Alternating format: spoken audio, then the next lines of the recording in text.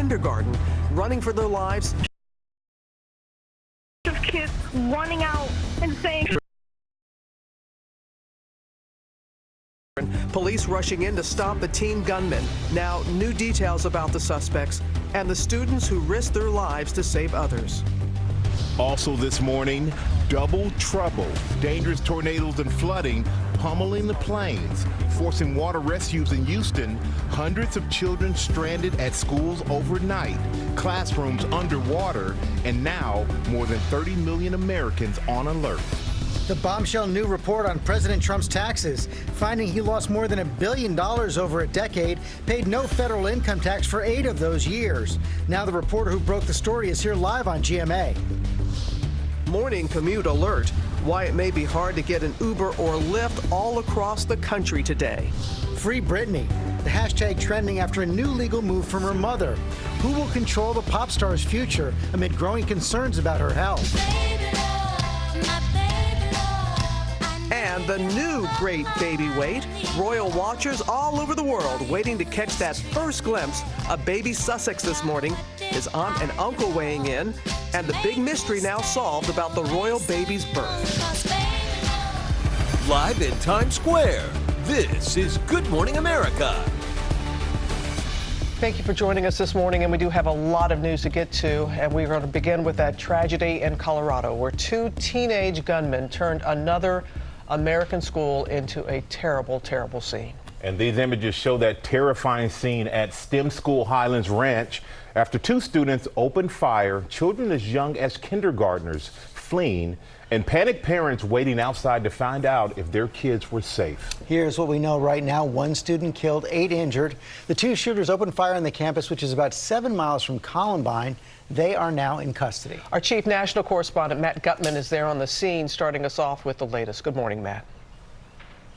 Hey, good morning, Robin. Incredibly, this is the first time that a pair of shooters has targeted a school since Columbine, which is about 7 miles up the road and happened almost exactly 20 years ago. And yesterday's attack may have been as deadly were it not for a number of young students who tried to fight off those assailants.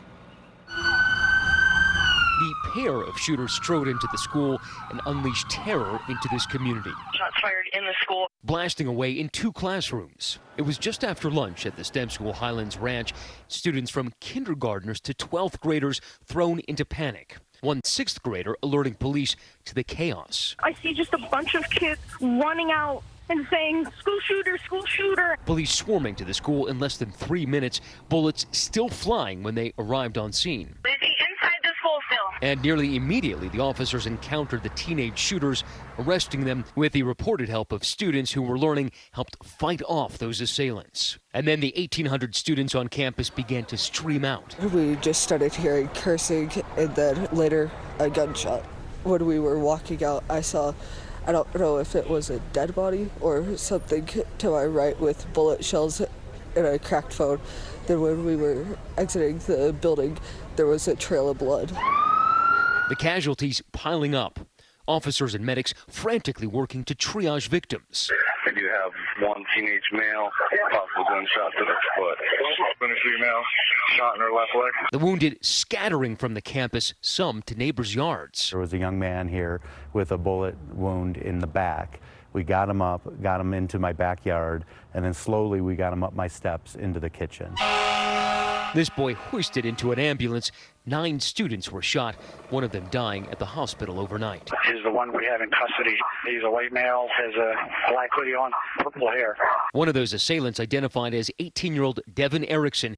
When police raided that 18-year-old's home, they found his car spray-painted with the slogan, "Cursing Society." More buses coming in! With the 2 shooters in custody, students were bussed off campus, parents frantic searching for their children. They're not letting anybody in. I just want to get to my son and hold him and hug him and make sure he's okay. He's terrified. The last 2 hours have been the worst 2 hours of my life. And less than 2 hours later, those reunions and the tearful embraces. Dylan! Love you, son. Now, that 18-year-old suspect will appear in court later this afternoon, and authorities are still trying to determine whether or not to charge that younger juvenile suspect as an adult. That suspect is currently still being evaluated at an area hospital. That school behind me, it's not going to open for the rest of the week. And just to give you a sense of how much this community has been impacted, the school district is offering counseling to students at all the schools today and for the rest of the week. Robin. I'm sure they'll need that and for a time of period. Matt, thank you so much. And we cannot become numb to this. We cannot. Never. Never. Never. All right. Thank you so much, Robin. We're going to turn now to that extreme weather that's hitting the plains overnight from Oklahoma to Texas, where they're facing both tornadoes and flooding. Houston is underwater, getting more than 10 inches of rain. ABC's Maggie Rulli is there in Cleveland, Texas. And good morning, Maggie. And this was so serious that students had to shelter at school. Yeah, Michael, at one point there were more than 800 students stranded here at Southside Elementary School, some of them as young as 4 years old. Now, right now this morning, there are still 60 students sleeping just around the corner. Their parents either trapped at home or forced to abandon their cars in the rising floodwater.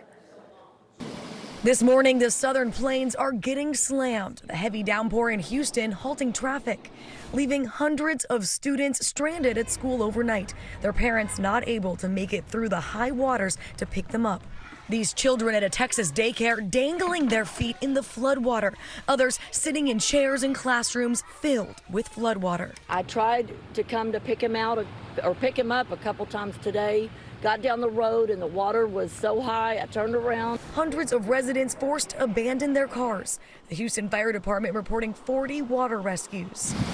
Houston's bracing for more flooding, with some areas getting as much as 10 inches of rainfall already, with more rain expected this week. Fort Bend County issuing a disaster declaration for flash flooding overnight. At least 13 reported tornadoes touching down, including this pair of twisters in Tulia, Texas. Okay, we got a tornado touching down. Overnight, this tornado touching down in Oklahoma, sending power lines toppling and debris flying. Well, school here is closed today as the remaining students get ready to be sent home in about an hour or so. But, Michael, I have to say, it's been just amazing to see how this city has rallied around their kids. Local organization brought in cots and pizza, and dozens of these faculty members and staff were all here throughout the night to keep the kids company, even playing soothing music while they slept next door. Michael, you know, this could have been a very scary situation for many of these little children, but it actually turned into kind of a school-wide slumber party. So a happy end to the story. I'm very happy, and it looks like everybody's chipping in to help out. Thank you so much, Maggie. And this severe weather is not going away anytime soon. Let's bring in Rob, who's tracking the latest. Good morning, Rob. Good morning, Michael. At least 2 more days of severe weather. Got to show you these twin tornadoes again. It shows you how dynamic the situation is. The main vortex there, this one probably out of one of the downdrafts in Tulia, Texas. And then after nightfall, this is when it really gets scary and dangerous. This is in Rocky, Oklahoma. You see the lightning illuminating the silhouette of that tornado there. It just makes it feel like a monster at night, just a frightening scene there. Now we have rainfall. Wichita, you're flooding with rescues ongoing now, and a couple of discrete cells across parts of South Texas. And that's where I think the main threat for tornadoes will be today. Austin, Waco through Shreveport, should be through Dallas in the early morning hours. And then tomorrow, shifting over towards Louisiana and the Mississippi Valley, and then a little farther east after that. George, over to you. Okay, Rob, thanks very much. We're going to turn now to that bombshell report from the New York Times over President Trump's finances. It's an investigation drawing on official IRS documents that shows Trump reported more than $1 billion in losses from 1985 to 1994, paid no federal income tax in 8 of those 10 years. Our senior White House correspondent Cecilia Vega has the details. Good morning, Cecilia. Hi, George. Good morning to you. You know, we've never seen these documents before because, as you know, President Trump has refused to release any of his tax returns, unlike any other president in recent decades. But this new report is raising some pretty serious questions this morning about one of the principal claims that helped propel Donald Trump into this White House, that he is a master deal maker. I'm really rich. I'll show you that in a second. Time and time again, Donald Trump has billed himself as the ultimate deal maker, just as he did on ABC back in 1994. I was at the highest of all pedestals, the hottest in the country, the highest point. Everything I touched turned to gold immediately. Everything I did turned to gold, and life started getting boring. But even as his famous Art of the Deal became a bestseller, According to the New York Times, the Trump business empire at the time was deep in the red. The paper obtaining a decade worth of Trump tax records from 1985 to 1994. The most detailed look so far at the president's taxes, which he has refused to make public, defying tradition. While I'm under audit, I won't do it. The Times says the records show a tumultuous decade of fevered acquisition and spectacular collapse, during which Mr. Trump ran up more than $1 billion in losses on businesses like his Taj Mahal casino and a failed airline. And that's not all.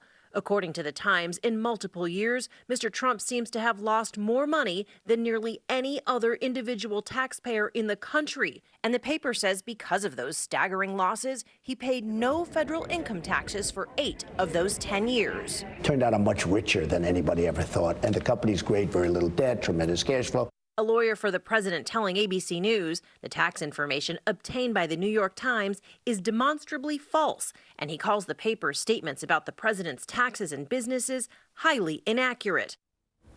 So these records do not cover the years that are now at the center of this major showdown between the White House and Congress, or congressional Democrats, rather. Just this week, the president's team refused to release returns for those years, saying that there's no legislative purpose in doing so. But, George, this is a fight that could go all the way to the Supreme Court. It could. Okay, Cecilia, thanks very much. We're joined now by Russ Buettner, the investigative reporter for the New York Times who co-authored the story. Thanks for coming in. This morning, you've gotten President Trump's attention. This morning, he's already out on Twitter, basically saying this happened all the time among real estate developers in the 80s and 90s. You always wanted to show losses for tax purposes and then renegotiate. It was sport, he says. Then he goes on to say it's fake news. Your response? It's true that real estate developers have tremendous advantage in the tax code in terms of depreciation, where you can spread out the cost of a building over a number of years, but that accounts for a very small portion of what we're talking about. You can't actually get paper losses of $250 million from depreciation. It doesn't happen. These were massive failures, and they were out of proportion with anything else that was being reported to the IRS in that era. They're also saying these IRS transcripts, the lawyers are saying, are notoriously, according to them, inaccurate, even suggesting they're going to sue you in the New York Times. Yeah, they've suggested that several times. These are it's a database the IRS has created since the 1960s. Every year, it's used to set public policy on. They use it to figure out who they're going to audit. They bring printouts from this to audits to refer to.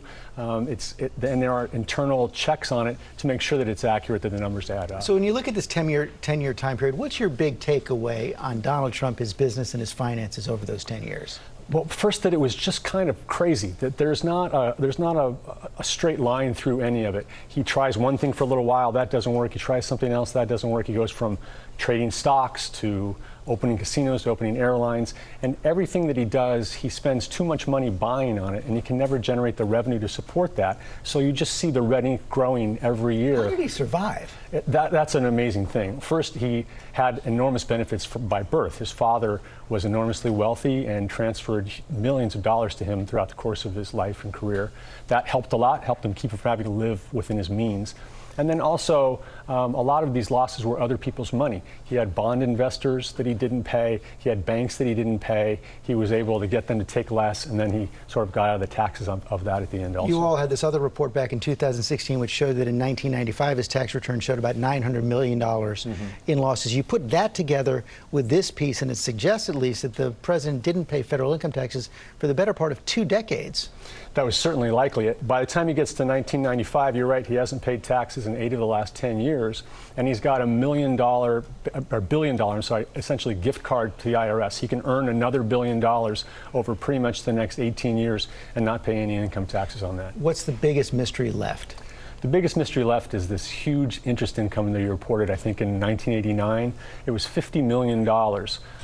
There were auditors that were all over his books at the time. There were public reports that said he had between $2 and $100 million to invest. You can't get $50 million in interest from that. So that's the big mystery right now. Russ Buettner, thanks for coming in. Thanks, Robin. All right, George, thank you. Now to Capitol Hill, where a big vote is taking place this morning on whether to hold Attorney General William Barr in contempt of Congress over the Mueller report. Our senior congressional correspondent, Mary Bruce, has the latest. Good morning, Mary. Good morning, Robin. Well, Democrats this morning are taking their frustration with this administration and turning it into action. The House Judiciary Committee taking the incredibly rare step of voting to hold the Attorney General in contempt of Congress for refusing to turn over the full unredacted Mueller report. Now, overnight, the Justice Department issued a new threat to ask the president to assert executive privilege over the full report if Democrats go ahead with this vote. As you can imagine, that is not sitting well with Democrats this morning. They are frustrated and furious, and they are plowing ahead. But, Robin, even if this vote is a success, it is not likely to get Democrats the answers they are looking for any sooner. Instead, this is likely to escalate the tension between Democrats and the White House, and certain almost to lead to a very lengthy court fight. That is very likely. And Mary, we know that Democrats are facing off with the administration on another front involving the former White House counsel. Yeah, Robin, the White House here is stepping in and ordering Don McGahn, the former White House counsel and a key witness in the Mueller report, not to turn over any documents. The White House says that all of these records, quote, remain subject to the control of the White House for all purposes. Democrats here, though, are firing back. They say if Don McGahn refuses to testify here later this month, they could also hold him in contempt of Congress. Robin. All right, Mary, thank you. Michael? All right, thank you. Now we're going now to a major ride-sharing strike that's taking place this morning. Uber and Lyft drivers in major cities all over the country are turning off the app for all or part of the day to demand better pay and benefits from their companies. ABC's TJ Holmes is in Brooklyn with more. Good morning, TJ. Hey, good morning. $20 to $25 an hour. That's what Uber and Lyft will tell you the drivers make on average. Drivers will tell you the reality is much different, even closer to minimum wage. So on the same week, investors in Uber are about to make billions. Drivers are making a point, and that could make for a frustrating day for commuters. Passengers who use Uber or Lyft might have a long wait time for a ride today. Drivers in at least 10 major cities across the country are shutting off their apps, demanding better pay and benefits. I came all the way from JFK. From JFK, they said. But no. Saibu has been an Uber driver in New York for 3 years and says recently his pay has been cut in half. We could not even feed the family. We have to stay out more time. We work between 70 and 80 hours. The main issue, pay structure. Strike organizers say Uber and other rideshare companies can take what amounts to as much as 50% of the passenger fares. They want that capped around 20%. The strike comes on the eve of Uber going public and one of the largest tech IPOs in history, set to make its investors billions. What do you think about people making billions and your situation being what it is? Drivers are not making nothing. Without driver, this company don't exist. Uber tells ABC News, drivers are at the heart of our service. We can't succeed without them. Thousands of people come into work at Uber every day focused on how to make their experience better on and off the road. Sorry. So here in New York, 7 to 9, that's when drivers are going to cut off their apps right at the heart of the commute. But out in LA, 24 hours, they're expected to be without many of their Uber and Lyft drivers. Michael. All right, thank you, TJ. It's going to make it a little bit harder to get to work if you need a ride. That's true. I have to walk today.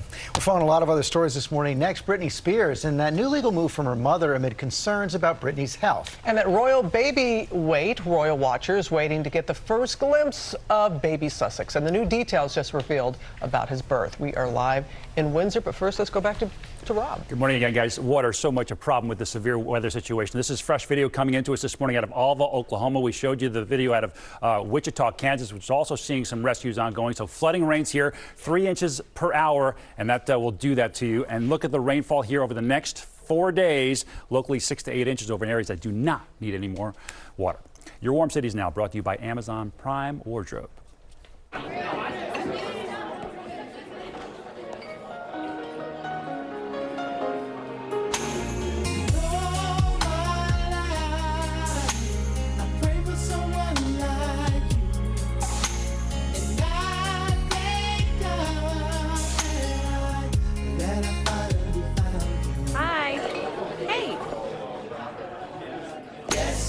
Try before you buy with Prime Wardrobe.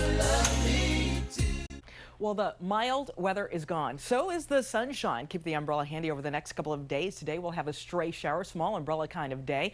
High 71 degrees by around noon today. And then for tomorrow and Friday, high temperatures will be just up a bit, close to 80 degrees. As far as rain goes, we've got a drier day Saturday for the Air Show Joint Base Andrews. Sunday looking like the soaker again with more than an inch of rain and cooler conditions for moms. Mother's Day, good day to sleep in. What day is it? Hump day. We'll be back.